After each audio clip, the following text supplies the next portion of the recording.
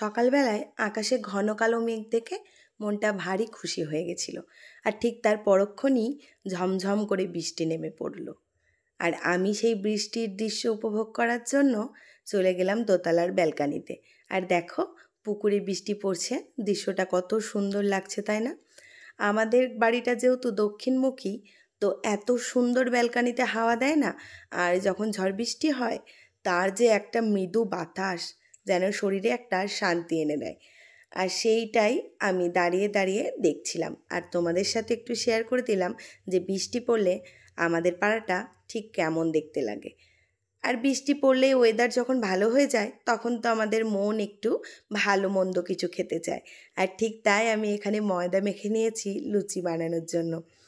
আর তোমাদের রায় তো লুচি বললেই এক পায়ে খাড়া, সে তো লুচি খেতে খুবই ভালোবাসে, আর সাথে আমিও ভালোবাসি।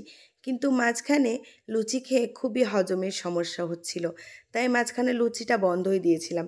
কিন্তু ঠিক আর মনকে মানাতে পারছি না, আবারও মাঝে মধ্যেই লুচি বানিয়ে ফেলছি। তাই আজকেও বানিয়ে ফেলছি লুচি।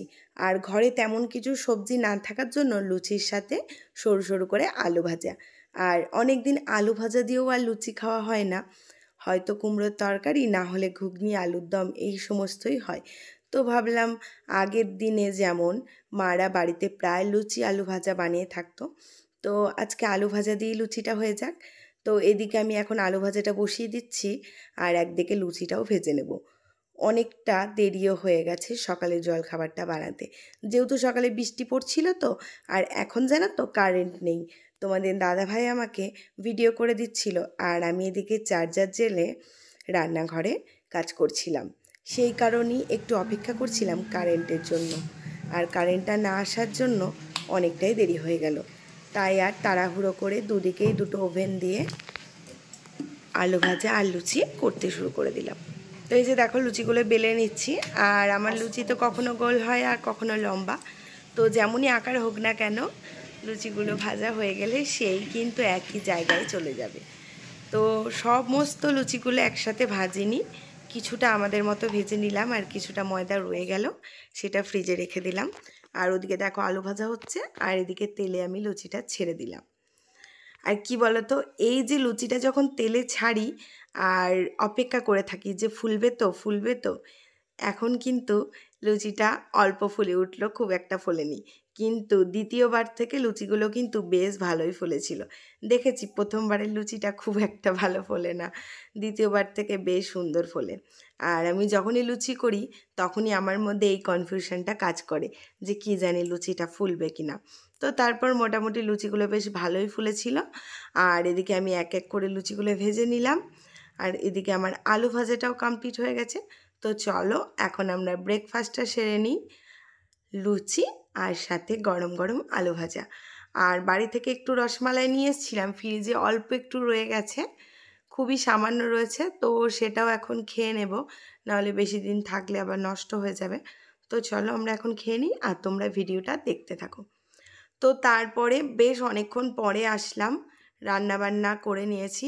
আর খুবই সিম্পল আজকে রান্নাবান্না করেছি, যেহেতু কারেন্টটা ছিল না। প্রথমে একটু ভাজা ডাল ভাবছিলাম, তো তারপর হঠাৎ করে আবার কারেন্টটা চলে আসলো, তাই খুব সিম্পলের মধ্যে রান্নাবান্নাটা সেরে নিলাম। আর এদিকে দেখো কটা জামা কাপড় পরেছিল, তো এগুলোকে একটু ভাঁজ করে নিচ্ছি। যেহেতু অনেক কিছু কাঁচা হয়েছিল, তো অনেক কিছুই ভাঁজ করে রাখা আছে, এ কটা জিনিস ভাঁজ করা ছিল না, তাই চলে আসলাম এগুলোকেও ভাঁজ করতে। আর বাড়ি থেকে আসার পরে বুঝতেই পারছো, কোথাও থেকে আসলে পরে অনেক জামাকাপড় হয় সাথে, যেগুলো ঘরে এসে পড়ে থাকে, অনেক কিছু কাচার থাকে, সেই রকমই অনেকটাই কাঁচা হয়ে গেছিলো, তাই একবারে আর ভাঁজ করে উঠতে পারিনি। আর কাঁচা তো মেশিনে হয়, অর্ধেক জামাকাপড় হাতেও কাচি। যেমন এই জিনিসগুলো সমস্তটাই হাতে কেচেছিলাম, সেই কারণেই এগুলো আর একসাথে ভাঁজ করা হয়নি। যেগুলো মেশিনে কাচা ছিল সেগুলো ভাঁজ করা হয়েছে। এই যে দেখো, গামলার মধ্যে আমি সমস্ত ভাঁজ করে রেখেছিলাম গতকাল, আর এগুলোও এখন এখানে রেখে দিচ্ছি। তারপরে আবার জায়গার জিনিস জায়গায় রেখে দেবো। আর এখন তো কারেন্টটাও চলে এসছে, আর রান্নাবান্নাও আজকে খুব তাড়াতাড়ির মধ্যেই হয়ে গেছে। আর ওয়েদারটাও বেশ ঠান্ডা হয়ে গেল, কেননা যেহেতু সকাল থেকে বৃষ্টিটা কিছুক্ষণ হলো। তো সংসার মানেই কি চার দেয়ালের একটা ঘর, রান্নাঘর, ঠাকুরঘর, এইটুকুই? তা কিন্তু নয়। আমার মনে হয় সংসার মানে প্রতিটা ঘরের কোণা, প্রতিটা ঘরের জিনিস, ঘরের যা কিছু ফার্নিচার, জিনিসপত্র, যাবতীয় সব কিছুই কিন্তু একটা সংসারের মধ্যে আবদ্ধ।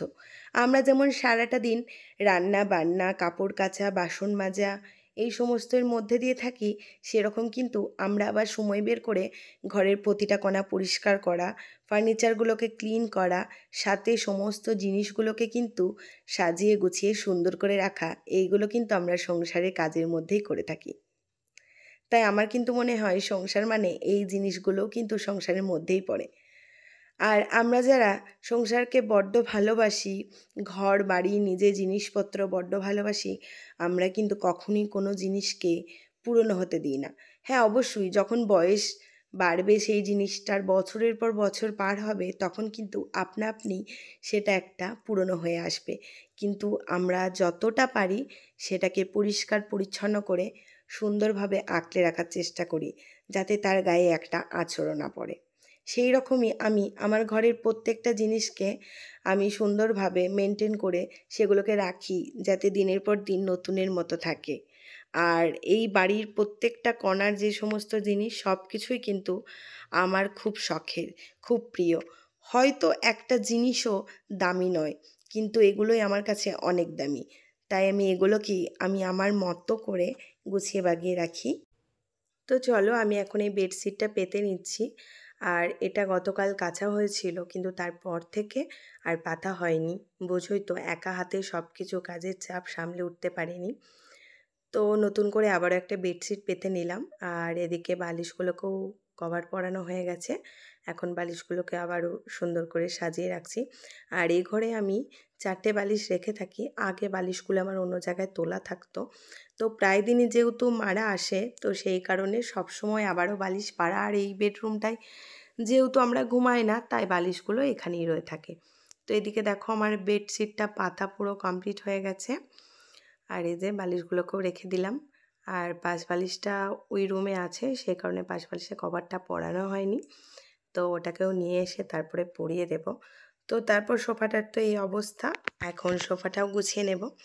আর সোফাটা গুছিয়ে নিতে নিতে চলো, আমার কিছু বন্ধু আমাকে কমেন্ট করেছে, সেই বন্ধুদের নামটা নিয়ে নেওয়া যাক। সেটা হলো দীপিকা আর প্রণবেশ। তো দীপিকা প্রায় দিনই আমাকে কমেন্ট করছে, খুব ভালো লাগছে বোনু পাশে থাকার জন্য। আর প্রণবেশ কমেন্ট করেছে, আরও সাথে কমেন্ট করেছে হচ্ছে বিলকিস খাতুন, আর কমেন্ট করেছে হচ্ছে শোভানা ব্লগ, আরও সাথে কমেন্ট করেছে ইন্দিরা ঘোষ আর কালু ঘোষ। কালু ঘোষের আইডি থেকে ওনার মেয়ে দেখে। তো তোমরা পাশে রয়েছো, পাশে থেকো। আমার এই ছোট্ট পরিবারটা একটু একটু করে বড় হচ্ছে শুধুমাত্র তোমাদের জন্যই। আর আমার ভিডিওটা এখনও পর্যন্ত যারা সঙ্গে রয়েছো, তোমাদের যদি এতটুকু কোথাও ভালো লাগে, তাহলে একটা লাইক করে দিও বন্ধুরা। তো দেখো, এখন আমি সেন্টার টেবিলের কভারটা পেতে নিচ্ছি। আর ওদিকে আমার সোফার কভারগুলোও পাতা হয়ে গেছে। আর কি বলো তো, যেহেতু এই রুমটা একটু ছোট্ট, তাই টেবিলটা আমি এদিকে সাইড দিয়ে সরিয়ে রাখি। যখন আমরা চাটা খাই বা কিছু খাই, তখন এটাকে সামনে আবার টেনে নিই। যেহেতু পাশে একটু স্পেস পড়ে রয়েছে, যার জন্য সবসময় ওটাকে মাঝখানে রাখি না, তাহলে রায়ের একটু খেলতে সুবিধা হয়। সেই কারণে ওটা জায়গা মতো ওখানেই রাখা থাকে, যখন প্রয়োজন পড়ে তখন দিই। আর এদিকে দেখো, লন্ড্রি বাস্কেটের ওপরে এখানে একটা ছোট্ট তাওয়াল দিয়ে চাপা দেওয়া রয়েছে। আর এর ওপরে ঠিক এই হরিণটা থাকে। আর হরিণটা নিয়ে তোমাদের রায় মাঝে মধ্যেই খেলা করে, তাই এটা নিতে গিয়ে এই টাওয়ালটা বারবার পড়ে যায় আর আমাকে বারবারই এখানে গুছিয়ে রেখে দিতে হয়। তো এদিকে চলো, আমার রুমটা এখন পুরোপুরি ক্লিন করা হয়ে গেছে। তো এই রুমে যেহেতু একটা বেড রাখা রয়েছে, যার জন্য রুমটা একটু ছোট হয়ে গেছে। আর এটা যেহেতু আমাদের টিভি রুম, সেই কারণে যেহেতু সর্বক্ষণ এই রুমে খুব একটা প্রয়োজন পড়ে না, শুধুমাত্র তোমাদের রাই খেলে, তো সবসময় আমাকে একটু গুছিয়ে বাগিয়ে রাখতে হয়। তো চলো তোমরা একটু রুমটা দেখে নাও।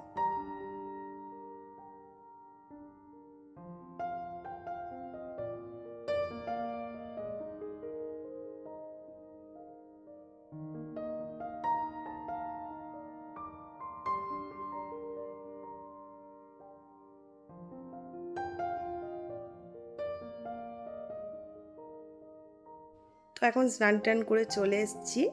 তো দুপুরের খাবারটা খেয়ে নেবো। আর আজকে তোমাদের বললাম সিম্পল রান্না করেছিলাম, আলু ভাজা, ডিমের অমলেট, পটল ভাজা, আর এদিকে দেখো ঝিঙে আলুর পোস্ত। তো চলো আমরা খাবারটা খেয়ে নিই। আজকের মতো টাটা।